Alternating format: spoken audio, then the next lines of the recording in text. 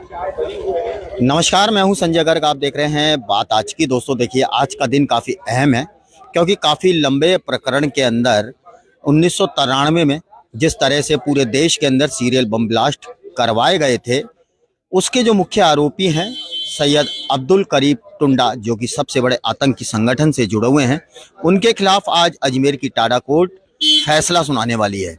फैसला क्या रहेगा वह आपसे कुछ देर बाद यथास्थिति क्लियर हो जाएगी। लेकिन जिस तरह से ये पूरा मामला था, अयोध्या के अंदर जिस तरह से विवादित ढांचा था, उसकी ढह जाने के बाद जब पहली बरसी मनाई जा रही थी, उसके बाद अब्दुल करीम टुंडा ने बड़े शातिराना अंदाज में देश में सीरियल बम ब्लास्ट करके राजधानी एक्सप्रेस के साथ कई जगहों पर एक साथ सीरियल ब्लास्ट किए थे, जिसके बाद पूरे देश में हाहाकार मच गया था। और आज इसी पूरे मामले को लेकर आज इस पर फैसला आना है। फैसला क्या रहेगा यह तो कोर्ट तय करेगा, लेकिन इससे पहले गहमा गहमी का यहाँ पर माहौल देखा जा रहा है। आपको बता दें कि इसको कवर करने के लिए आप देख सकते हैं कि अजमेर की इस वक्त टाडा कोर्ट में हम खड़े हैं।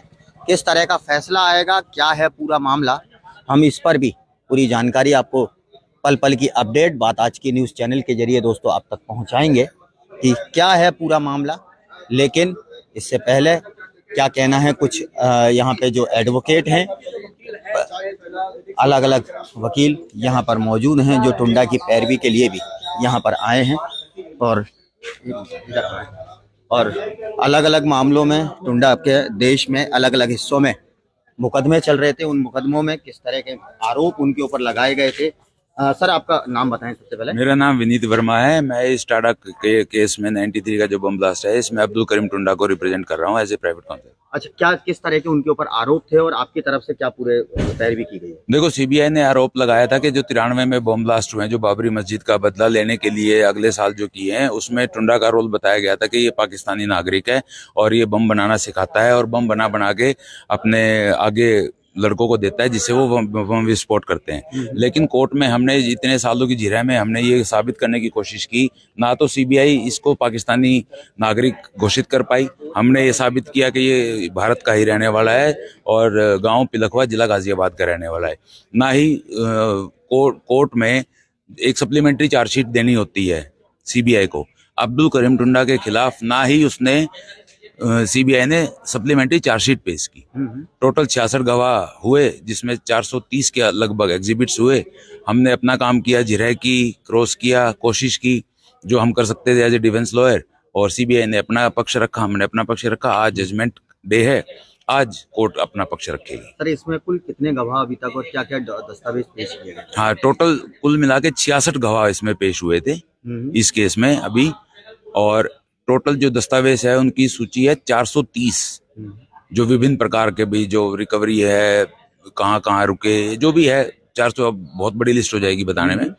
तो हमने उसको पूरी कोशिश की कि हर दस्तावेज को हम झूठा साबित करें कोर्ट में। जो हमारा फर्ज है वो हमने किया। आज देखते हैं कोर्ट क्या फैसला देती है। बिल्कुल, कोर्ट क्या फैसला देती है तो कोर्ट का अपना डिसीजन रहेगा। उसके खिलाफ उनके पक्ष जो बातें हैं उस पर हम कुछ नहीं कहेंगे। लेकिन वकील साहब हमारे साथ, एक वकील साहब और मौजूद है। सर, आज कोर्ट का फैसला आने वाला है, काफी अहम फैसला है।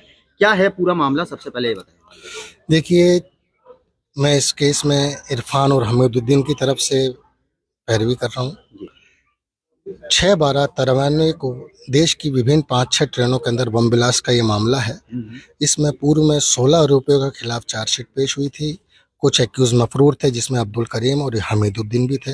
इरफान 20 ट्रायल में मफरूर हुआ था और उसके बाद इस केस में फैसला हुआ, जिसमें 16 को कन्विक्शन किया गया था। उस कन्विक्शन के बाद सुप्रीम कोर्ट में 4 आरोपियों को बरी किया, 12 के खिलाफ फैसला बरकरार रखा। उसके बाद हमीदुद्दीन और ये लोग अब्दुल करीम टुंडा गिरफ्तार हुए, तो उनके खिलाफ ये ट्रायल अलग से चली। और इस ट्रायल के दौरान प्रोसिक्यूशन की तरफ से 66 विटनेस पेश किए गए और लगभग 400 से अधिक दस्तावेजों को प्रदर्शित करवाया। और हमारा ये कहना था कि टाडा एक्ट के तहत के जो विधिक प्रावधानों की पालना करनी चाहिए थी, वो विधिक प्रावधानों की पालना सीबीआई के द्वारा नहीं की गई। उसका बेनिफिट आरोपियों को मिलना चाहिए। और दूसरा, इस केस में कड़ी से कड़ी नहीं जुड़ रही है। अब्दुल करीम के खिलाफ कोई लीगल एविडेंस नहीं है। ये सारी चीज़ें हमने अपने तरीके से नोट कर रखी। अब कोर्ट हमारी इन दलीलों से कितना सहमत होता है, कितना नहीं होता है, ये तो निर्णय बताएगा। पर हमने अपनी तरफ से पूरी कोशिश करी है अपनी बात रखने की, माननीय न्यायालय को संतुष्ट करने की। बिल्कुल, देखिए कोर्ट क्या फैसला देता है ये तो कोर्ट के ऊपर निर्भर करता है, लेकिन दोनों ही पक्ष के वकीलों ने अपनी अपनी तरफ से दलीलें यहाँ पर पेश कर दी है। इस पूरे मामले पर 66 दस्तावेज यहाँ पर पेश किए गए थे और 66 दस्तावेज के बाद अब कोर्ट का क्या फैसला आता है यह कोर्ट तय करेगा, लेकिन कहीं ना कहीं काफ़ी अहम ये आज ये फैसला आना है और यही वजह है कि आप कोर्ट के बाहर की लगातार गहमा-गहमी आप देख सकते हैं और एडवोकेट शौकत अली भी हमारे साथ मौजूद हैं। सर, क्या पूरा मामला था? सबसे पहले तो मामला एक मिनट रुकिए। हाँ जी। 6 दिसंबर 1992 को जब बाबरी मस्जिद डिमोलेशन हुआ था, उसकी शहादत हुई थी, उसका बदला लेने की नियत से सीबीआई के अनुसार 6 दिसंबर 1993 को देश की विभिन्न राजधानी और शताब्दी एक्सप्रेस ट्रेनों के अंदर बम विस्फोट की कार्यवाही को अंजाम दिया गया था, जिसमें उस समय प्रकरण दर्ज हुए थे। कुछ मुल्जिमान के खिलाफ पहले ट्रायल चली। अब्दुल करीम टुंडा और इरफान अहमद, हमीदुद्दीन ये फरार थे।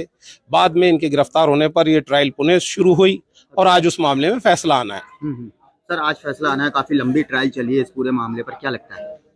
देखिए, हमने अपनी ओर से पैरवी की है। मेरे को जिला विधिक सहायता की ओर से, विधिक सेवा समिति की ओर से, प्राधिकरण की ओर से मुझे अब्दुल करीम टुंडा की ओर से पैरवी करने के लिए नियुक्त किया गया था। मैंने इस मामले में पैरवी की है अब्दुल करीम टुंडा की ओर से। अब्दुल करीम टुंडा, मेरे मुवक्किल ने मुझे बताया था कि वो निर्दोष और बेकसूर हैं।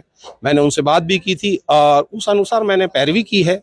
जो मैंने अपनी पैरवी की है, सीबीआई ने अपनी पैरवी की है, राज्य सरकार ने अपनी पैरवी की है। फैसला न्यायालय का है, जो तथ्य है जो वो है, तो हमें आशा है कि अब्दुल करीम टुंडा बरी होगा। आपने क्या क्या इस पूरे मामले पर पैरवी के दौरान क्या पक्ष रखे, कितना गवाह आपने? जो अभियोजन की खामियां थी, जो सीबीआई की इन्वेस्टिगेशन की कमियां थी, वो कोर्ट के सामने लेकर के आए हैं।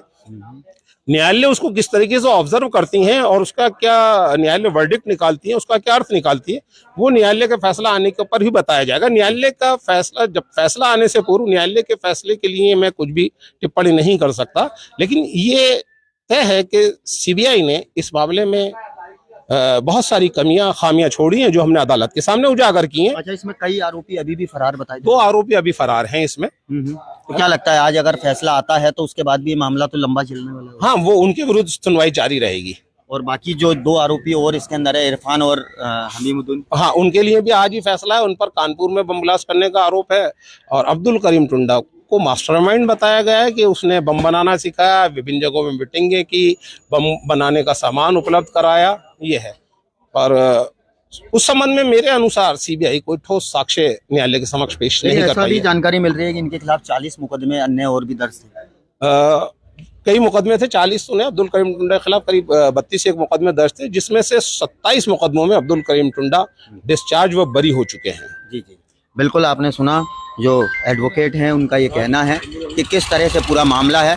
हालांकि इस पूरे मामले पर किस तरह से आगे कोर्ट का रुख रहने वाला है यह तो अब से कुछ देर में पता चल ही जाएगा, लेकिन कहीं ना कहीं आज काफ़ी ऐतिहासिक दिन रहने वाला है। ऐतिहासिक क्योंकि जो काफ़ी लंबे समय से यह मामला कोर्ट के अंदर चल रहा से कोर्ट अपना फैसला सुनाती है और जो सबसे बड़े आतंकी संगठन के सरगना हैं मास्टरमाइंड अब्दुल करीम टुंडा को कोर्ट क्या फैसला देकर सजा सुनाती है। चलिए फिलहाल दोस्तों, अभी बात आज की में इस वक्त की बड़ी खबर में बस इतना ही। बाकी की खबरों के लिए आप देखते रहिए बात आज की। नमस्कार।